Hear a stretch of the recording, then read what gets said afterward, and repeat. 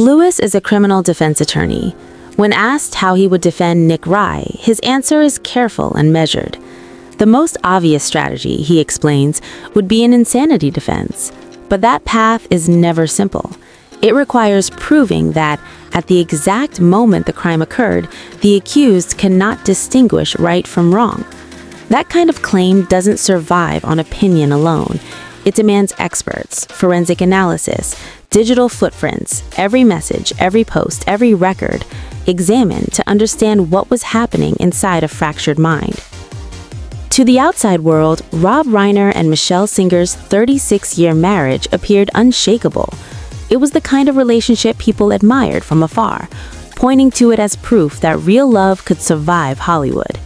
Red carpet appearances showed unity, interviews reflected warmth. Every image told the same story: stable, calm, enduring. But images can be misleading. Silence, too, can be misunderstood. Sometimes it isn't peace. Sometimes it's pressure quietly building over decades. Behind the polished exterior, tension never fully disappeared. Long before cameras stopped following them, their home carried the weight of exhaustion, sleepless nights, and constant concern over their son, Nick. Arguments stayed private, fear remained hidden, and slowly the marriage bent beneath a burden no one else could see. Love didn't vanish, but it was tested relentlessly. Rob later admitted they didn't remain together because life was easy. They stayed because leaving felt like destroying the last fragile version of family they had left. Their children became the reason they endured. Love evolved into endurance. Endurance turned into survival. When CBS filmed what would become Rob Reiner's final interview, something felt immediately different. The confidence was gone. The familiar Hollywood presence replaced by a man visibly worn down. Deep lines marked his face. His voice carried weight. Under the studio lights, it wasn't success that stood out. It was fatigue. The crew didn't realize it then, but they were capturing a confession years in the making. Rob made his intention clear from the beginning. He wasn't there to promote anything. He wasn't there to celebrate a career. He was there to tell the truth, especially about his family. He spoke of their famous home, often photographed as a symbol of achievement. Behind those walls, he said, lived years of silence so heavy it became unbearable. There were periods when conversation disappeared completely. Love didn't end, it went quiet. Presence slowly faded into absence. Rob admitted he lost himself chasing perfection. Endless work, constant motion. While he pushed forward, Michele drifted inward, piece by piece. Distance replaced closeness. I thought silence meant peace, he said. Later, I realized silence can also mean abandonment. The room fell still. Legal experts explain that proving insanity hinges on timing and intent. Data matters, behavior matters. The closer a violent act is to a moment of conflict, the harder it becomes to argue calculation. The farther apart those moments are, the stronger the case for planning and deliberation. Rob then returned to where everything began, meeting Michele Singer. During the filming of When Harry Met Sally, Rob was still healing from his divorce. The original ending of the movie reflected that heartbreak. Then Michele walked onto the set, visiting a friend. Something shifted instantly. A joke became prophecy, and Rob felt whole for the first time. That feeling reshaped the film's ending and his life. Months later, they married quietly in Hawaii. Partners, not just spouses. Parenting brought balance. Rob was gentle. Michele was structured. Together, they worked. She grounded him. She anchored him. Without her, Rob admitted, he didn't know who he would have become. And fatherhood, more than fame, defined him. He promised to always be his children's safe place. But balance doesn't last forever. The first real fracture appeared when Nick began to change. The signs were subtle at first. Late nights, avoided eye contact, a smell in the air Rob didn't want to name. He told himself it was just a phase. Denial felt safer than panic. Then came the money requests, small at first, then urgent, unexplained. Late-night whispers turned into arguments. Michele wanted boundaries. Rob couldn't draw them. Love slowly turned into enabling. The house grew tense, unpredictable, unsafe. One night, Nick shoved Rob against the wall while Michele stood frozen. "I didn't see my child," Rob said. "I saw a stranger wearing my son's face." He never called authorities, not because he didn't know something was wrong, but because he was a father, afraid one call would destroy his son forever. But love, no matter how fierce, isn't always enough. As the violence escalated, silence followed. Each return brought hope, each relapse brought damage. Rob knew he was being used, but refusing felt like losing his son entirely. He called it betrayal in slow motion. Fear replaced boundaries. Denial replaced action. Silence became a prison. Rob never stopped loving Nick, even when he was afraid of him. That love became both comfort and curse. And under its weight, the family slowly began to fracture. Quiet nights replaced conversation, distance replaced connection, and the image that once looked unbreakable began to fall apart, piece by piece. The conversations never exploded. There was no single moment everything broke. Instead, it was years of repetition, the same arguments circling endlessly, wearing them down inch by inch. Exhaustion became permanent. Love, once their greatest strength, slowly transformed into the battlefield itself. What hurt the most, Rob said quietly, wasn't public judgment. It was the illusion, the photographs, the smiles, the parties. People believed that image was real, but behind closed doors, peace never lived there. Every disagreement returned to the same place, the children, not from anger, but from love expressed in two completely different ways. Michele believed in structure, boundaries, consequences. Rob believed in holding on. Michele wanted Nick to face reality. Rob wanted his children close, no matter the cost. One night, she finally said it out loud. "We can't live like this anymore." Rob didn't respond. He stood frozen, afraid that a single wrong sentence would push her even farther away. Their arguments were never loud, no shouting, no slammed doors. They were whispered conversations in the kitchen at midnight, both of them exhausted, voices low so the children wouldn't hear. Then Michele asked the question that changed everything. "Are you protecting our child, or your idea of being a good father?" Rob's answer barely rose above a breath. "If I let go, I lose him." That sentence drew a line between them, one that never fully closed again. Things escalated after a night neither of them could forget. Nick caused serious trouble. Michele, shaking with heartbreak and rage, grabbed the phone. "I'm calling the police." Rob stepped in front of her instantly. "Don't, please, he's our son." His voice cracked. Michele didn't react with fear.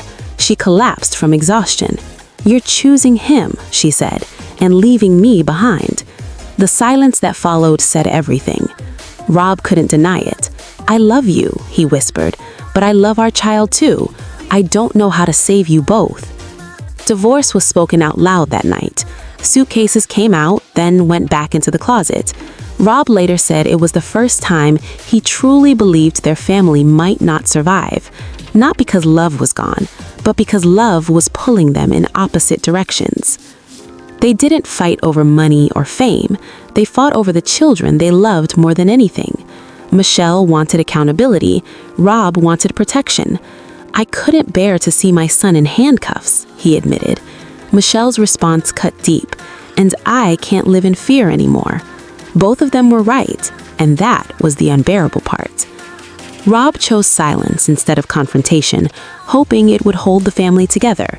Looking back, he admitted maybe he wasn't preventing pain, just delaying it. The damage didn't happen overnight. It happened slowly, drop by drop. Pressure you don't feel until it's too late. To the outside world, everything still looked perfect. The photos, the smiles, the polished image. But the truth was far messier. "Happiness doesn't mean there are no cracks," Rob said softly. "It means seeing them and still trying to stay." Then he paused. "But everything has a price, and I don't know if we paid it the right way." And it wasn't only Nick. Their other children carried quieter struggles, the kind no one talks about. When Rob spoke about them, his sadness was steady, controlled, heavy. Jake grew up with comfort, maybe too much of it. He was intelligent, Rob said, but not driven. Every time Rob expected him to step forward, there was another reason not to. Not ready, not the right time. The world is too hard. Rob admitted he always gave in. Every excuse felt reasonable in the moment. I kept saying he'd grow up eventually, he said, but eventually never came. Roy was different, ambitious, loud, used to getting her way. What began as small request slowly became financial dependence. First spending money, then rent, then temporary loans that were never repaid. Michele didn't always argue. She didn't need to. Her eyes said enough. Something was slipping away. Their Brentwood home, once a sanctuary, became a symbol of everything complicated about love and family. When Roy said she didn't feel safe living far away, Rob folded immediately. She didn't ask, she demanded a house next door. Private, elegant, comfortable. Michele was furious. Are we helping her or hurting her? Rob had no answer, only guilt. In the end, he gave in again. I couldn't stand the thought of my daughter being unhappy, he admitted. Jake stayed too, trapped in the same cycle. The house grew quieter, softer, more comfortable, and somehow emptier. We'd sit at dinner and no one would talk, Rob said. I'd look at my kids and wonder if they even wanted their own lives. But what broke him wasn't the dependence, it was the sadness in Michele's eyes. She never shouted, she whispered once, "We're running out." Rob never asked what she meant, money or faith. He already knew. He admitted he chose giving over guiding, pleasing over parenting. I was so afraid of losing my children, he said, but in the end, I lost myself. When asked if he regretted it, Rob went silent. Then he nodded. I regret thinking I had time. He looked directly into the camera. Families don't fall apart from one big moment. They fall apart from thousands of small ones we let slide. For the first time, his gaze didn't move. His voice dropped, as if speaking directly to Michele. If you're watching, he said softly, I understand now. I just understood too late. The studio went completely silent. No movement, no sound. When the interview aired later as a memorial special, there were no edits, no narration. Just Rob under cold lights, honest and worn. In a behind-the-scenes moment, he turned to the interviewer and asked quietly, "Do you think my family will be happy?" The answer came carefully. Happiness will come. Rob nodded, closing his eyes as if setting something down for the first time. When the broadcast aired, millions watched, not out of curiosity, but shock. Rob Reiner and Michele Singer had always been seen as Hollywood's model couple. Seeing the truth behind the smiles stunned people. Many couldn't finish it in one sitting. It wasn't dramatic, it was real. He didn't sound famous. He sounded like a father fighting himself. Sometimes tragedy doesn't arrive from the outside. Sometimes it grows quietly inside the homes we trust the most. Then came the 14th. A month after that interview, everything collapsed. The news hit like electricity. Rob and Michele were found inside their own home. The shock rippled across the country, and then came the detail that stopped everything cold. Their son Nick, the child Rob spent his life trying to protect, was identified as responsible. Every fear Rob carried, every outcome he tried to prevent, arrived all at once. The silence he chose out of love became the thing that destroyed everything. When CBS replayed the interview, his words sounded different, like a goodbye, like a warning left behind without knowing it would be final. The time had been there, no one faced it. And just like that, the perfect family image shattered forever. It lingered long after the story broke.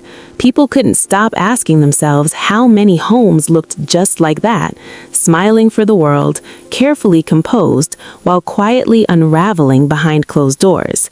The most frightening part wasn't the ending, it was everything that came before it. Years where love, fear, and denial became so tightly woven that no one could tell where one ended and the other began.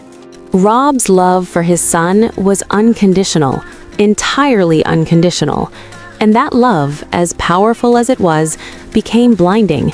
It trapped him, it paralyzed him, and in the end, it erased the very thing he was trying to protect. What began as a tragedy became something larger than a headline. It became a warning about what happens when love has no limits and silence replaces action. But to fully understand the weight of it all, you have to look at Michele. Michele Singer Reiner was never simply a Hollywood wife. She was a photographer, a producer, an activist, someone with a story of her own long before fame ever entered her life. Born in New York City, Michele grew up in a Jewish household shaped by survival and resilience. Her mother lived through the horrors of World War II and rebuilt her life from nothing. That legacy left a mark. Michele learned early that silence could be dangerous and that truth mattered, even when it was uncomfortable. She carried that belief into her work. Fluent in French and Spanish, Michele studied photography at the School of Visual Arts in New York. Her early career was demanding and often invisible, carrying equipment, adjusting lights, watching others take credit. But those years taught her how to truly see people. The camera became her voice. By the mid-1980s, her work began to stand out.